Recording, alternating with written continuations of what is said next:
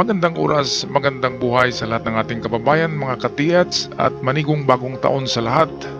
Happy New Year and sana ay prosperous ang ating bagong taon 2025.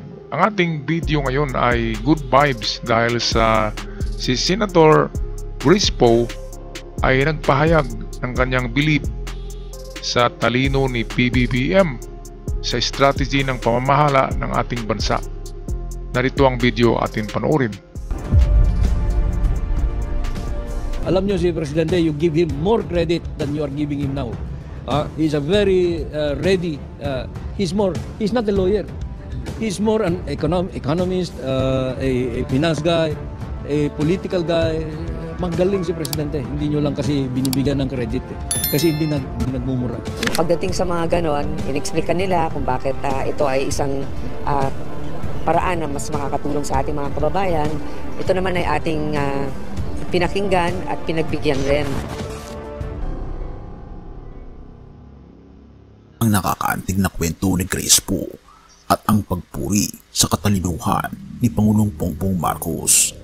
May mga pagkakataon sa ating kasaysayan na ang tagumpay ng isang bansa ay nakaangkla sa tamang desisyon ng mga lider nito.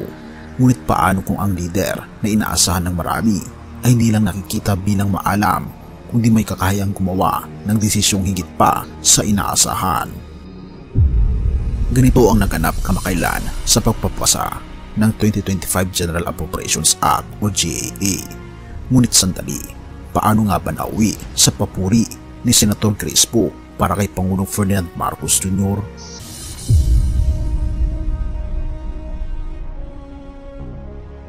Ang Ayuda para sa Kapos ang Kita Program o AKAP ay isang cash assistance program na naglalayong tumulong sa mga nangangailangan. Isinulong ito ng House of Representatives sa ilalim ng pamumuno ni Speaker Martin Romualdez. Ngunit marami ang nagtatanong, hindi ba't delikado ang ganitong kalaking pondo sa maling paggamit? Hindi kaya ito mauwi lamang sa pag-aaksaya? Ito ang naging tanong ng marami. Ngunit dito nagsimula ang twist ng istorya. Ang conditional implementation na tila may wagang diskarte. Sa halip na tahasang tanggihan ang pondo o ipasa ito ng walang kondisyon, nagbigay ng isang matalinong hakbang si Pangulong Bongbong Marcos, ang conditional implementation ng AKAP. Hindi niya tinanggihan ang programa, ngunit nilagyan niya ito ng safeguards upang masigurong ang 26 billion pesos ay mapupunta lamang sa tamang kamay. Narinig niyo na ba ang ganitong estilo? Isang balansing desisyon na may parehong malasakit sa kapwa at pangangalaga sa kaban ng bayan. Ito ang mahirap kasi sa programa na yan, yung AKAP. Kasi sa taong darating, bukas, 2025 na, ay nilagdaan niya yung Appropriation Act ng AKAP na yan, 25 billion pesos sa taon na 2025 kasi buong Pilipinas yan cash assistance sa mga ating kapatid. Napakalaking halaga niyan, 25 billion ipamimigay lang. Pero dahil sa merong magandang strategy dito, merong mga kondisyones ito na pwedeng bawiin ito kapag hindi nasunod yung mga panuntunan. Ito ay in-explain kay Grace Poe ng mga senador kung ano itong mga kondisyones. At dito napabilib si Grace Poe sa mga strategy ni PBBM dahil siguradong hindi mapunta sa masasamang kamay ang pera na ito. Balik tayo sa video. Ayon kay Senador Grace Poe, ang hakbang na ito ni Pangulong Bongbong Marcos ay hindi lamang matalino, ito ay isang right move. Bilang chairperson ng Senate Finance Committee, sinabi niyang walang masasabing questionable sa ganitong klaseng desisyon. Bakit? Dahil ito ang klase ng liderato na hindi lang tumutugon sa kasalukuyang problema, ngunit iniisip din ang pangmatagalang epekto ng mga pulisiya. Ang ganitong klase ng papuri mula sa isang senador ay hindi madalas marinig, lalo na mula kay Grace Poe, na kilala sa kanyang matalas na pagsusuri at pagiging kritikal sa mga issue. Ayan, tama. At kung kakandidato nga yan na presidente ang si Grispo, ay buboto ako dyan eh. Napakalinis, walang bahid ng walang record na masama yan si Grispo. Malinis na malinis. Katulad sana sa kanyang ama noon, di ba? Dapat panalo yung ama niya Fernando Poe. Ang nangyari ay Anyway, minsan lang nga nagpupuri si Senador Grispo ng mga politiko. At ngayon lang siya bumilib sa isang presidente na katulad ni PBBM.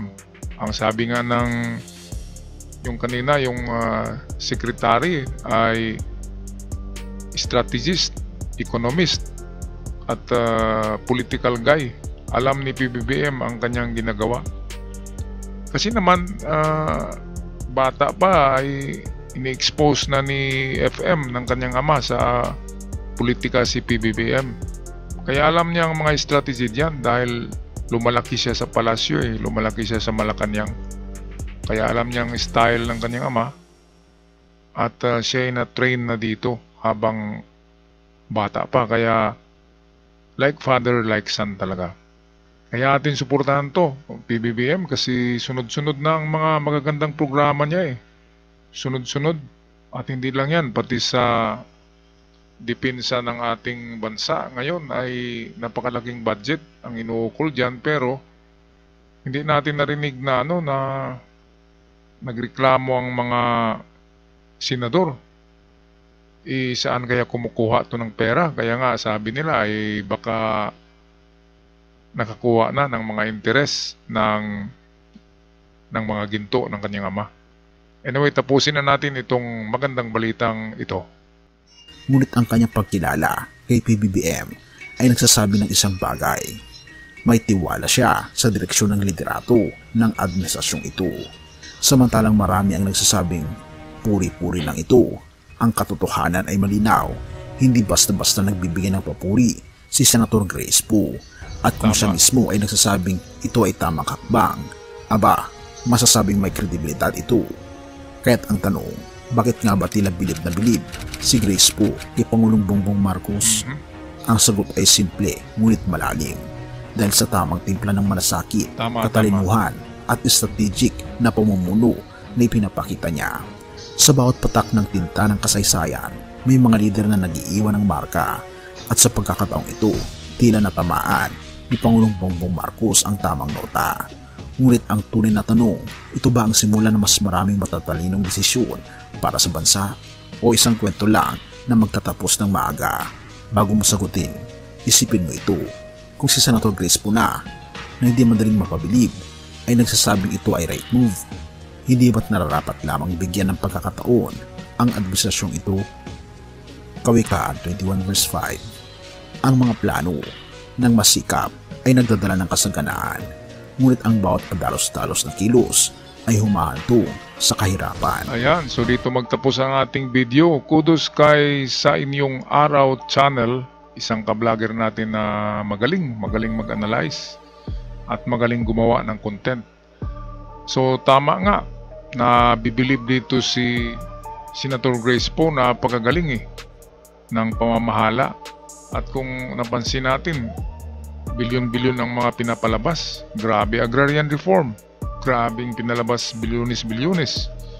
Kahit dito sa AKAP, 25 billion. Sa ating armed forces, trilyones. Pero balansing-balanse ang pera ng ating kabanang bayan. Utang natin 2023 binayaran 96%. Ngayong 2024 binayaran na naman. Nasa 90% ang binayaran sa 2024 at hindi ganong nilathala yan, pero totoong nagbabayad si PBBM ng mga utang ng Pilipinas nitong nakaraang taon at ng taong 2024. Kaya napagagaling, kudos kay PBBM at sana ay patuloy na ganyan ang ginagawa ng ating presidente. Kaya wag natin bigyan ng stress, bagkus ay ating tulungan. Kapag aangat ang Pilipinas, aangat ang lahat ng tao na nakatira dito sa bansang ito. Kaya mahalin natin ang Pilipinas, mahalin natin ang pinunong mabuti. Ako'y magpaalam na, huwag kalimutan mag-subscribe sa ating channel. Belated Merry Christmas sa lahat and have a prosperous 2025. At ako'y magpaalam na Happy New Year 2025 sa lahat. Hanggang sa muli, paalam.